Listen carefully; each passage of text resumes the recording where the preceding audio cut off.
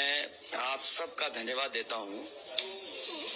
अचानक आपको बुलाना पड़ गया और ये जानकारी हमारे लोगों को भी नहीं थी कि इस तरह की बात होगी। हालांकि ये सूचना मिल रही थी कि लखनऊ से जो मुख्यमंत्री उनके सबसे बड़े अधिकारी हैं और प्रमुख सचिव का जगह जगह फोन जा रहा है कि जहां भारतीय जनता पार्टी हारे वहां पर काउंटिंग स्लो करिए। मुख्यमंत्री के प्रमुख सचिव डीएम्स को फोन कर रहे हैं कि जहां बीजेपी हारे वहां पर काउंटिंग स्लो होनी चाहिए।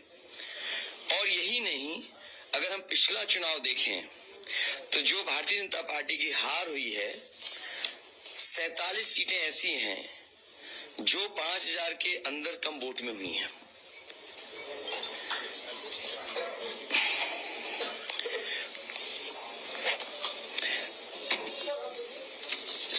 सीटें ऐसी हैं पिछले चुनाव की जहां पर 5000 वोट के कम फासले से भारतीय जनता पार्टी जीती है।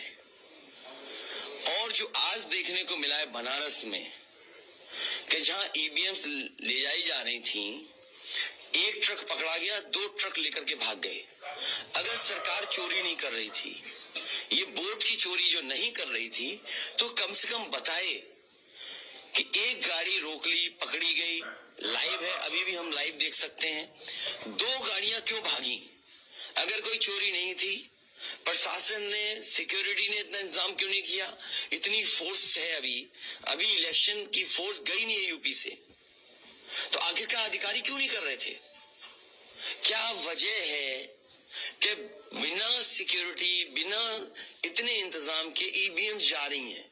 और ईवीएम्स के बारे में ये मानना है कि किसी भी वेयर हाउस में रखी हो या किसी भी स्ट्रांग रूम में रखी हो, तो बिना प्रत्याशी के जानकारी के आप मूव नहीं कर सकते हैं।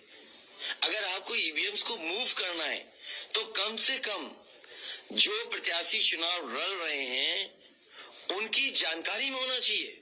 और सोचिए, मुख्यमंत्री आवास से प्रमुख सचिव, मुख्यमंत्री जगह जगह फोन कर रहे हो और डीएम्स को बता रहे हो। ये घबरा गए उसी दिन जिस दिन अखबारों में कुछ जगह आया कि कहीं पार्क की सफाई हो रही है, कहीं घर की सफाई हो रही है। और आप में से वो लोग हैं जो जमीन पर घूमे, जो जमीन पर चुनाव चल रहा है, वो भारतीय जनता पार्टी के खिलाफ था। जनता के अंदर नाराजगी थी।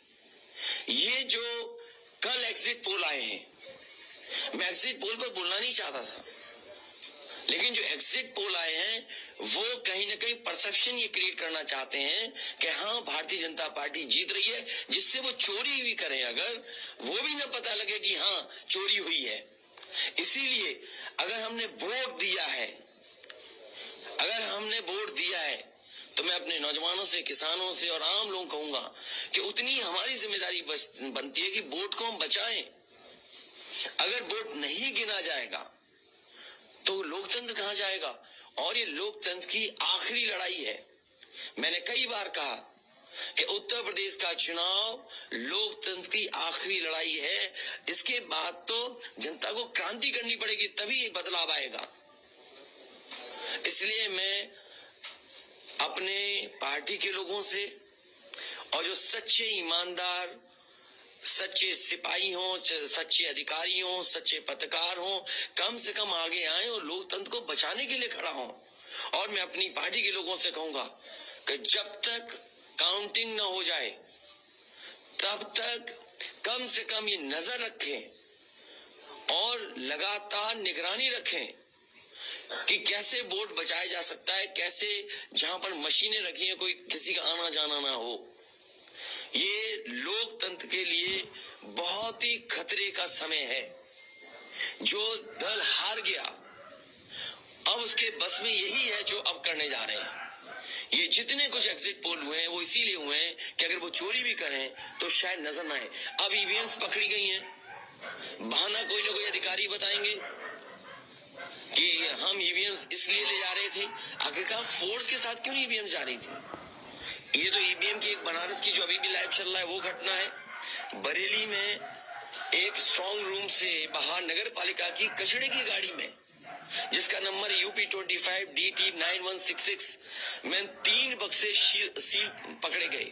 जो सील बक्से थे, एक बक्से में सादा बैलेट पेपर था तथा 2 बक्से में मोहरे, रजिस्टर तथा सील करने वाला सामान था। करीबन 500 बैलेट पेपर पकड़े गए।